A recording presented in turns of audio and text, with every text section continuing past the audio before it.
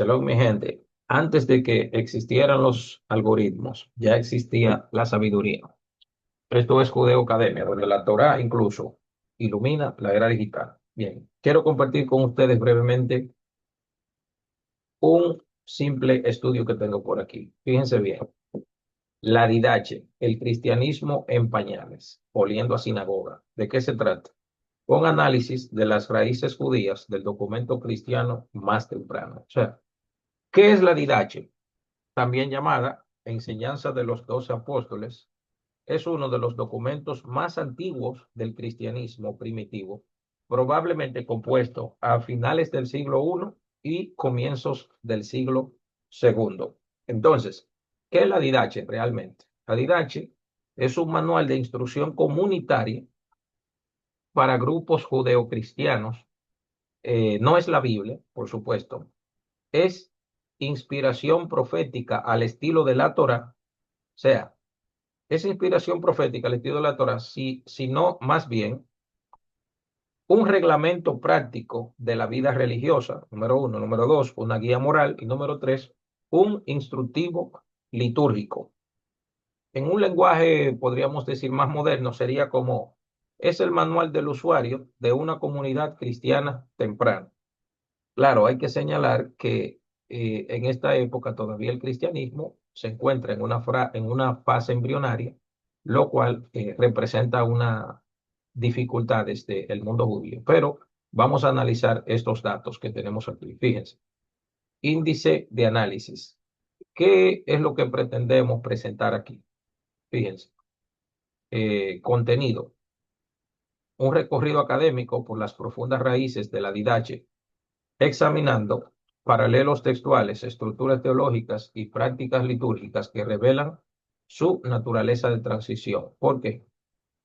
Porque esto de alguna manera conecta lo judío que todavía era el movimiento cristiano en su época o en su fase temprana. Veremos contexto histórico, la Didache como un documento de transjudío cristiano, dualidad ética, los dos caminos, el pensamiento hebreo puro, libre albedrío como eje del alma, el corazón de la Torá o ley, amar a Dios y al prójimo, herencia directa del judaísmo, estructura de oración, Padre Nuestro, tefilá judía resumida.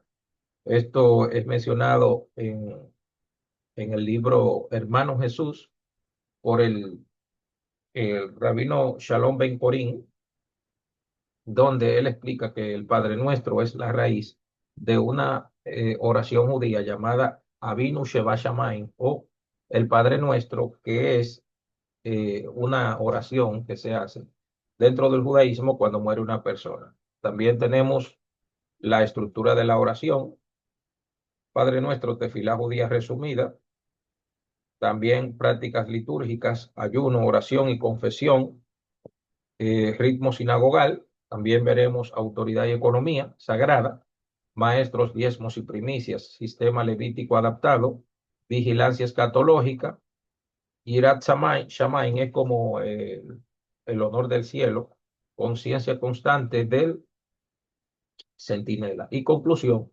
judaísmo sectario en transición. Bien, vamos a ver qué tenemos por aquí. Fíjense, dice por aquí, Didache, un documento de transición. Y dice, Didache lo que significa literalmente es enseñanza. Uno de los documentos cristianos más tempranos, datado entre los siglos I y II, o sea, estaríamos hablando entre finales del siglo II para entrar al siglo III, años 180, 90 por ahí, extendiéndose hasta principios del siglo III, año 200 y pico. Dice aquí que contiene instrucciones morales, prácticas litúrgicas y normas eclesiásticas para comunidades cristianas primitivas. Dice Pamela Eisenbaum en su libro eh, Pablo no era cristiano, dice que Pablo enseñó judaísmo en categorías morales, no en categorías rituales. Y eso posteriormente fue lo que hicieron los padres de la iglesia. La tesis central es, la Didache no es un documento nuevo que invente doctrinas cristianas. Es una relectura dentro de una matriz judía del Segundo Templo, uno de los tantos o de las tantas fermentaciones que ocurrió con el judaísmo de la época.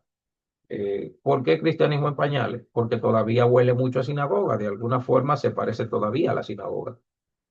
Por ejemplo, cuando la gente lee Hebreo 10:25, donde dice, no dejando de congregarse, eso tiene que ver con congregarse en Shabbat y en festividad. Metodología de análisis. Este estudio trae citas judías posibles de la Didache, analizándolas desde la perspectiva de la Torá, el Talmud y la tradición rabínica, para demostrar su profunda deuda con el judaísmo. Claro, aunque estos escritos aparecen posteriores, bueno, y no tan posteriores porque eh, aparentemente se están escribiendo casi juntos. La Mishnah aparece a finales del siglo segundo para entrar al siglo tercero, asimismo como esta enseñanza cristiana. Entonces, ¿cuáles son las características de este documento de la Didache? Manual de instrucción para catecúmenos, enseñanza de los 12 apóstoles, título completo, dirigido a comunidades domésticas cristianas, porque básicamente está todavía en formación, aunque otros autores sostienen que todavía falta mucho para el aparecimiento, la definitiva forma de cristianismo. En el contexto del judaísmo del Segundo Templo, el periodo del Segundo Templo, 516 antes de la era común, al año 70, fue una época de diversidad judía con múltiples corrientes, fariseos, saduceos, esenios, celotes. La didache emerge de este contexto, no del vacío teológico. Bien, entonces entramos en el grueso de lo que queremos hablar. El camino de la vida versus el camino de la muerte. La Didache 1.1 reza, hay dos caminos, uno de la vida y el otro de la muerte. Gran diferencia hay entre los dos caminos. Eh, esto, pensándolo en un análisis eh, psicológico judío, esta dualidad refleja el concepto hebreo de libre albedrío. Como eje fundamental del alma humana no es determinismo, sino elección moral genuina. En clave teológica, ¿qué podemos ver aquí? Dualidad ética, no ontológica. No hay lucha cósmica, tipo zoroastrismo entre fuerzas del bien y del mal. Es elección moral humana entre dos opciones claras. Fíjate que todavía este documento, al estar tan cerca del judaísmo, ni siquiera menciona al Satán. ¿Por qué? Porque estas comunidades están todavía muy influenciadas por el judaísmo. Mira, he puesto delante de ti la vida y el bien, como reza el libro de Deuteronomio. Y la Mishnah en Abot dice, considera el camino que debe elegir el hombre. O sea, está poniendo al hombre como el centro de lo que debería de elegir. Rabbi Yehuda Hanassi enseña la importancia de la deliberación moral constante. O sea, que el hombre está en tomando constantes decisiones. Y el profeta judío Jeremías 21:8 reza, he aquí que yo pongo delante de ustedes el camino de la vida y el camino de la muerte. Entonces, ¿cuál es la conclusión aquí? La Didache no introduce una novedad teológica, está bebiendo directamente del pensamiento hebreo clásico sobre la elección moral. Fíjate que no está mencionando pelea cósmica entre un Dios bueno, un Dios malo, demonios versus Dios, nada de eso, no contiene este tipo de vamos a decir, problema cósmico para dividir entre bien y mal. La Didache 1.2 también cita, amarás a Dios que te creó y a tu prójimo como a ti mismo. Esta lectura es directamente halágica o halajá ética o ley judía. No hay innovación teológica aquí, es el corazón mismo del judaísmo. Incluso el propio Jesús que aparece mencionando esto, este es una forma de midrash, porque en el Talmud hay muchos rabinos y muchos sabios, y incluso en los profetas, que eh, a la Torá la reducen a mandamientos éticos de morales, como lo hace David en el Salmo 15. El cristianismo aquí no crea, sino que hereda esta lectura judía. Estructura de la doble ley. La Didache presenta el doble mandamiento exactamente como lo hace el judaísmo. amor vertical a Dios y amor horizontal al prójimo, que es el resumen de toda la Torá. Para esto tenemos paralelos bíblicos y rabínicos. Entre ellos están Behafta et Adonai Elohecha bechol levavecha. Y amarás al Eterno tu Dios con todo tu corazón, con toda tu alma y con todas tus fuerzas, que también es citado por Jesús en el Nuevo Testamento. En Levítico 19:18 dice, Behafta lereaja camoja, y amarás a tu prójimo como a ti mismo. El Talmud, la tradición rabínica, en Shabbat 31a, historia de Gilel y el prosélito, lo que es odioso para ti no lo hagas a tu prójimo. Esta es toda la Torá, el resto es comentario, ve y estudio. Gilel Hasaken, siglo I antes de la era común. Esto cuenta la historia de un gentil que fue y le dijo a Gilel que le contara toda la Torá mientras él estaba parado en un pie.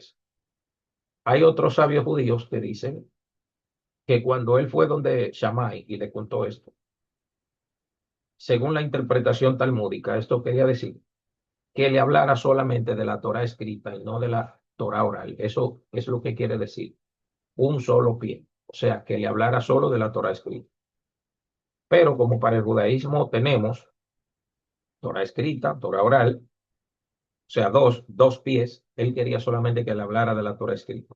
Entonces, aquí viene la respuesta. Cuando él va donde Gilel, le enseña el Aleph Bet, un día se lo enseña de adelante para atrás y otro día se lo enseña de atrás hacia adelante.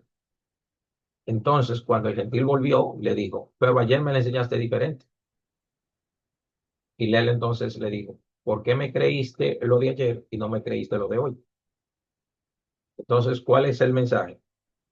Que la Torah no tiene un solo pie, sino dos. La Torah escrita y la Torah oral. Aquí la observación es la siguiente. La Didache 1.2 cita casi textualmente dos versículos, demostrando que esos autores conocían profundamente las escrituras hebreas.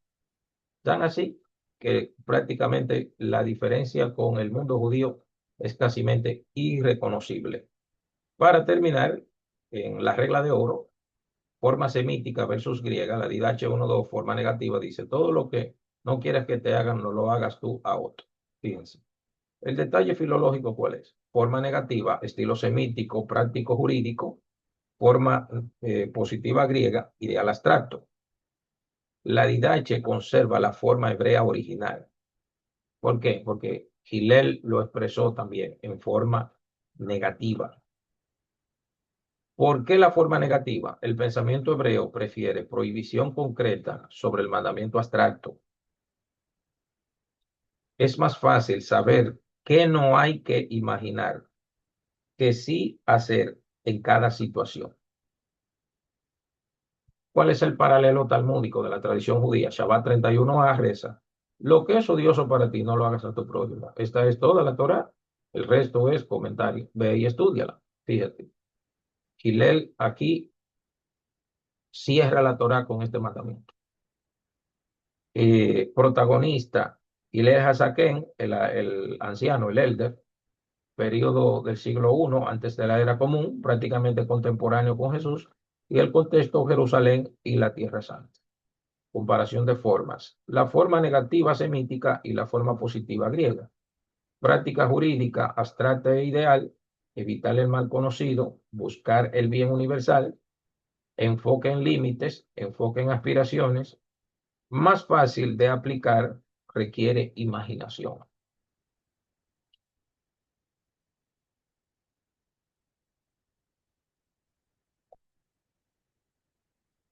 Fíjense, para terminar, la tradición judía siempre percibe a Dios en categorías negativas. ¿Qué quiere decir eso? Es más fácil saber qué no es Dios. Mientras más sabemos que no es Dios, más nos acercamos a Él. Decir Dios es sería idolatría, que estarías definiéndolo. Y en el momento que la persona dice Dios es tal cosa, al decir es, ya estaría haciendo idolatría. Por lo tanto, el comportamiento aquí de este texto es saber lo que Dios no es. Y a través de lo que sabemos, todo lo que Dios no es, entonces nos acercamos más a su infinitud. Si empezamos a comparar y a decir Dios se parece a esto o aquello, no. imposible. Siempre será a través de la teología negativa. Así es que, shalom para todos.